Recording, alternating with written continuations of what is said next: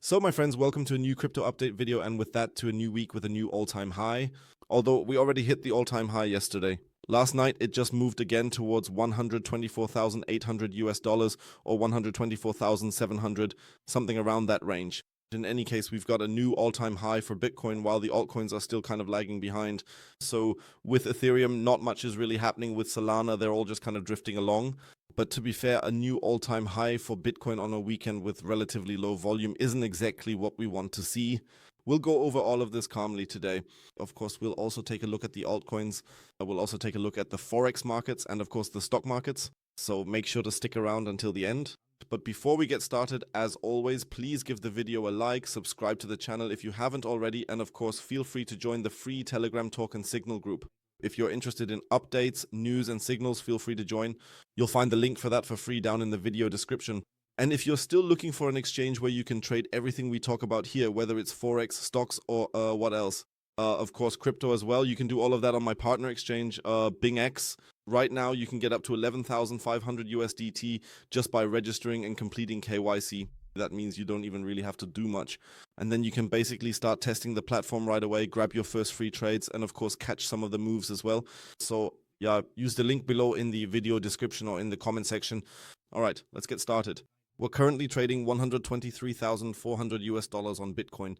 As you can see, this was our one sell zone down here, which has now been completely broken through. The long position is still running here, and you can already see that I've marked a new buy zone again. This particular buy zone is specifically for everyone who initially got in down here at around 109,000 and then successfully rode the entire wave all the way up. Because I strongly suspect that we might see another small temporary pullback. Why only a small one? First, the weekend. Weekend and all-time high is usually not a good mix because over the weekend with very, very low volume and a lot of retail, we might form a CME gap and then first have to recover the liquidity from below. That's step number one. Step number two, right now there's very, very little volume. Sure, we have these spikes everywhere. We also had a spike at the new all-time high. Okay, that's pretty good. Let's take a quick look at the daily time frame because in my opinion, that's much more interesting and it didn't really close higher. You see, this blue line, if I adjust it just a little bit here, that's not what I wanted to see. I already mentioned this in the live stream yesterday. We should at least close above this blue line. The weekly is a different story. We'll get to that in a moment. But on the daily, closing above these closes would be step number one. Why? Because otherwise it just looks like we only had the chance to grab the liquidity above here again, and in the end it was just liquidity swapping, and now we're basically heading downwards. That's kind of the concern I have at the moment. We can also see this briefly on the weekly time frame if we take a look at it. The weekly actually closed very, very well, I have to say at this point, but the daily really wasn't that outstanding. It could have been higher. And also on the weekly, as you can see, I've marked it bearish divergence, which we've had here for quite some time now, and of course the same pattern on the daily. So that's still not exactly what I want to see. If we can manage to stay above it for a day or two, the whole situation will look completely different again, and the 130 mark is not that far away anymore either. Let's take a look at the funding rates. They've risen slightly, but are still absolutely within a reasonable range. The heat map basically tells us the same thing as before. We have a large cluster at 118K, then again at 112, and then once more at 108K. That means there's currently a lot of liquidity below us. That's why for now, this big cluster at 118 is where we're currently still in.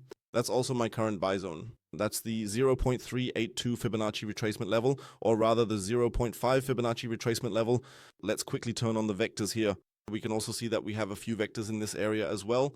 In the worst case, we could even drop down to 115K and theoretically still be bullish. But for now, I've chosen this price range here because, as I said, there's quite a bit going on in the heat map here, and because this move was very strong at this point, and we might possibly be looking at a wave 3 from here. Still, this could be enough at this point, but I would keep an eye on it. I wouldn't set any limit orders. I also wouldn't go long at this point if I didn't already have an open long position. This is really, yes, very deliberate for everyone who went long down here. They could possibly increase their position again here or find a new entry to the upside in order to possibly catch the last leg here. Otherwise, yes, we still have, let's say, a trend channel here. You can actually see quite well here that the trend lines are being respected very, very well. Then we still have the risk, which I wanted to point out again. Mark Bax posted it yesterday, a possible Wyckoff pattern. It would fit very, very well. Utah at over the weekend, low liquidity, now slowly starting to slide downward. Yes, we also see that overall it would fit very, very well. Keep it in mind. That doesn't mean we're going to crash all the way down now, but you should definitely keep an eye on it at this point. Other than that, we have no data from the labor market again this week. The Fed is once again left without data. That's also a bit of a risk as long as this shutdown is still going on at this point. But as I said, the short position, or rather the bot short position at Pinex is still running here, so you don't need to worry about that. If I change anything there, I'll let you know. Let's move over to Ethereum. How does it look there? We're still in our sell zone. Not much has really happened there. Overall, things are relatively quiet in the entire altcoin market. We had our ABC correction. We're still here in the area of the golden pocket, or rather the 0.786 level for Ethereum at the moment. That means it's still not clear whether this season might continue to move downward toward $3,500. At the moment, that's still possible because we still haven't formed a higher high here. That means the risk is still there. We're not like Bitcoin here, where we formed a new all-time high. No, with Ethereum, things still look a bit different. We're still in the resistance area here and absolutely need to break above the level of $4,630 to become clearly more bullish. Otherwise, the significant risk truly remains that this situation could potentially develop into an ABCDE, into a much larger and more substantial correction. If we unfortunately get rejected up here, we still have the valuable chance to find a new opportune entry point around 4,100 US dollars, or to effectively double our current long position. Let's move on to the altcoins. Solana. Same situation as with Ethereum, except that here we might still be in the AB and possibly a larger C, moving toward $175. We're still in the resistance zone.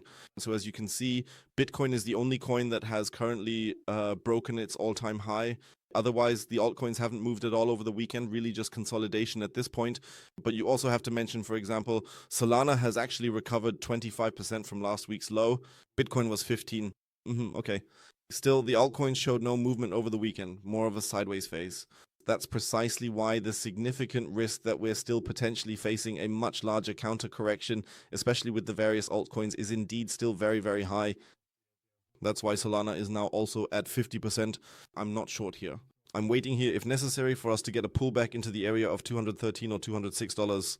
That's this yellow alternative. If that breaks, then our yes, long is secured at the stop loss entry anyway, and we move down into the area of $175, which is also roughly the target of wave C.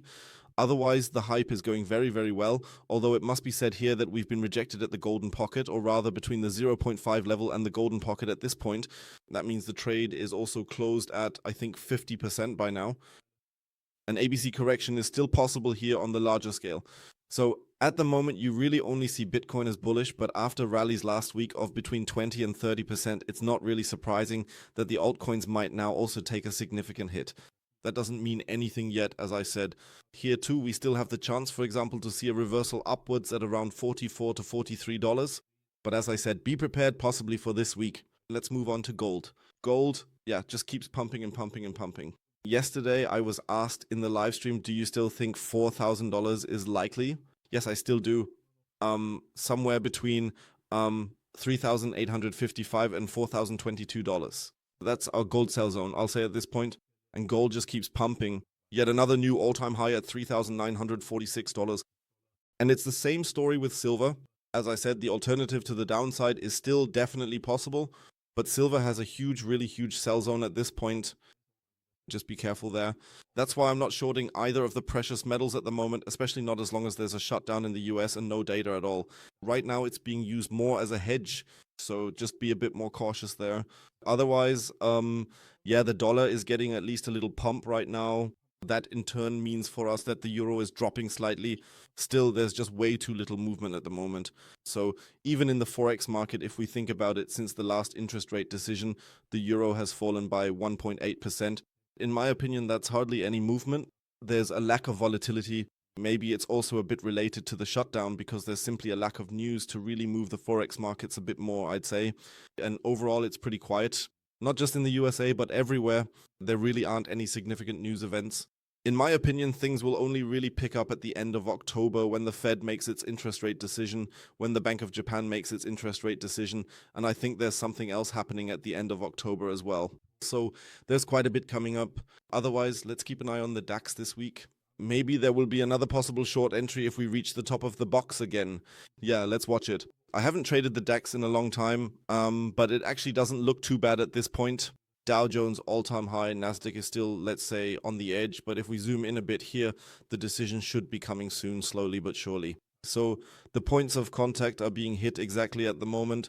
I could imagine another swap over it, maybe above the 25,000 point mark, but then in my opinion, things start to get a bit serious. Let's see what else happens this week. By the way, the trades that are still running, Circle, before I forget, is still ongoing. You can now also trade it again on WEEX. So stocks are possible on WeEX. Take advantage of it. It's really, really good at the moment. In any case, Circle is still running. I've now adjusted the sell zone up here. It's now at $182 to $203. Let's see what else is possible. Otherwise, as I said, I wish you all a great start to the week. Take care of yourselves. We'll definitely hear from each other again tomorrow morning. And otherwise, have a nice and relaxing day.